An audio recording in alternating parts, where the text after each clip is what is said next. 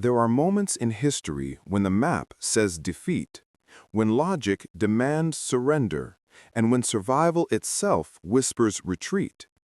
But there are men who answer only to honor, and nights so dark they reveal what true warriors are made of. December 1950. The Chosin Reservoir, North Korea. Hell had frozen over, and the Chinese had come pouring through the mountains like a human avalanche. 200,000 soldiers against 30,000 Americans and Allied forces. Surrounded, outnumbered 7-1, temperatures plummeting to 30 below zero. The very air could kill you before a bullet did. First Lieutenant Chu-En Lee commanded a platoon of Marines from Baker Company, 1st Battalion, 7th Regiment.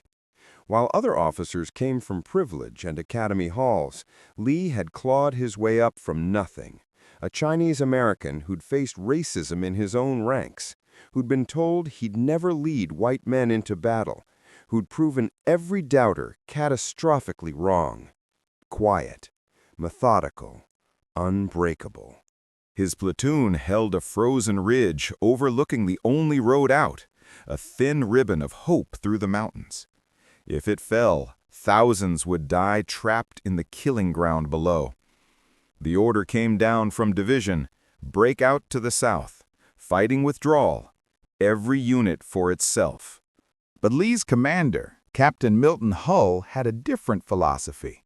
Hull was old core, a man who believed retreat was just attack in a different direction, who'd rather die moving forward than live running backward.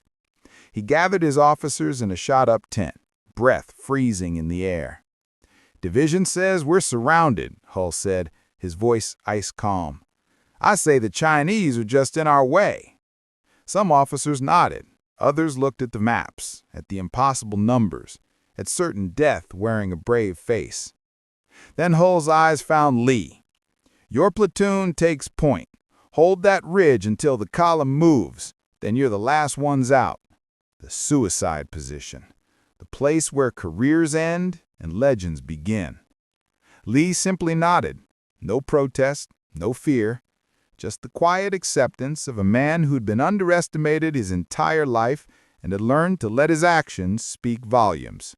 They came at midnight, wave after wave of Chinese infantry, bugles screaming through the darkness, human sea tactics designed to overwhelm through sheer numbers and terror.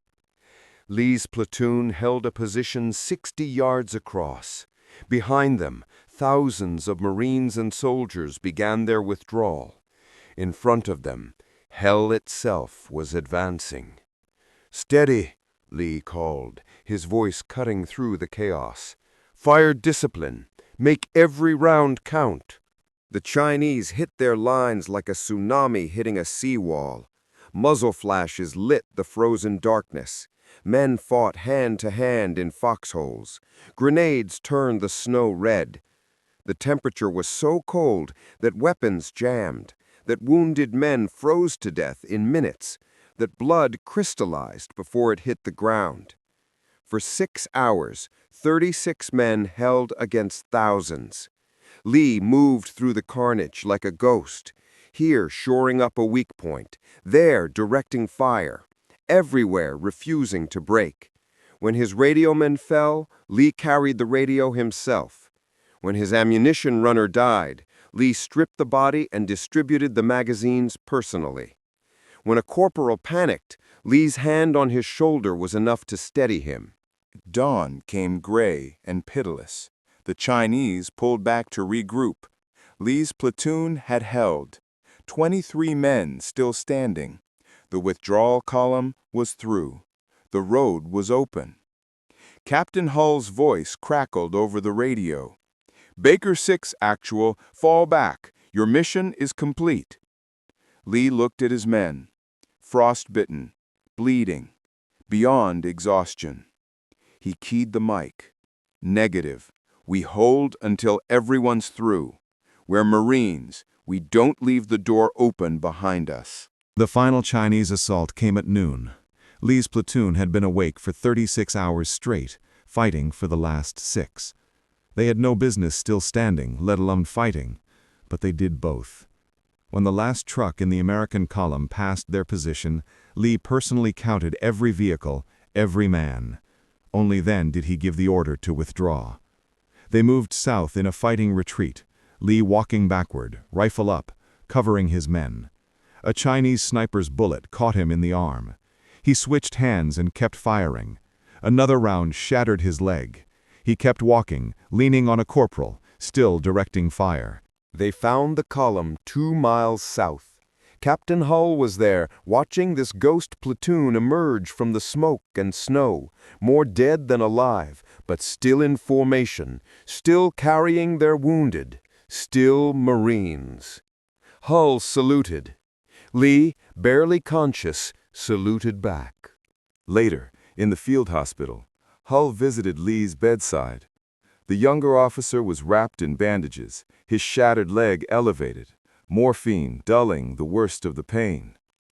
"You could have fallen back earlier," Hull said quietly. "You could have saved yourself." Lee's eyes were distant, seeing something beyond the tent walls. "Sir, they told me my whole life I didn't belong, that I'd never be a real Marine, that men wouldn't follow someone who looked like me." He paused, gathering strength. "Those 36 men followed me into hell and back. The only way to honor that was to be the last one to leave, to prove that leadership isn't about where you come from, it's about what you're willing to give." Hull nodded slowly. "What you gave them was something to believe in. In the middle of the worst defeat in Marine Corps history, your platoon never lost, not 1 inch of ground until you chose to leave it." Lee managed a thin smile. "Not defeat, sir. Tactical withdrawal. There's a difference." "What's the difference?" "Defeat is when they break you. Withdrawal is when you decide the ground isn't worth the blood anymore. My Marines were never broken." The words hung in the frozen air, a truth harder than diamonds. Across the camp, Lee's platoon sat together, silent, knowing they'd witnessed something that would define them forever. Not the Chinese they'd killed or the ground they'd held, but the man who'd refused to abandon them, who'd been willing to die last so they could live. 70 years later, at the National Museum of the Marine Corps, there's a small plaque most visitors pass without noticing.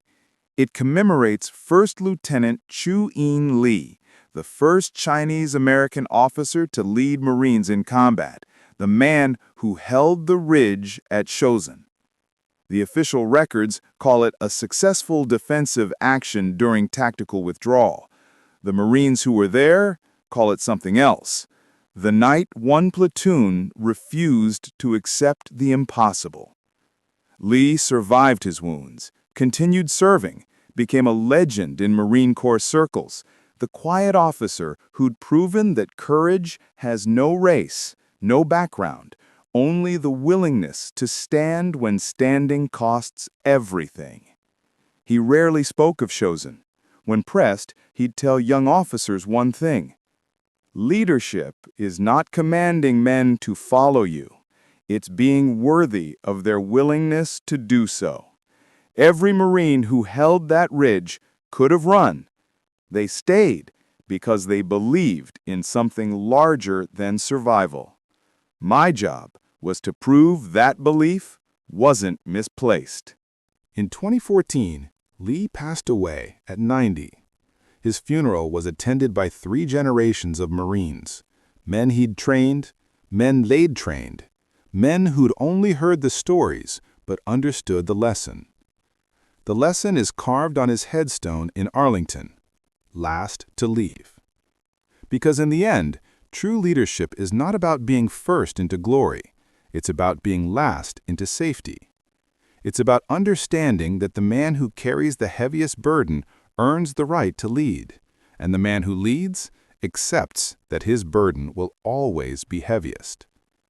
The Chinese surrounded the 1st Marine Division at Chosin, but they couldn't break 36 men on a frozen ridge who refused to surrender, led by one quiet officer who understood that defeat is only real when you accept it. History remembers Chosen as a fighting withdrawal, a testament to Marine Corps resilience. But those who were there remember something simpler and more profound. The night one platoon proved that being surrounded only matters if you let it.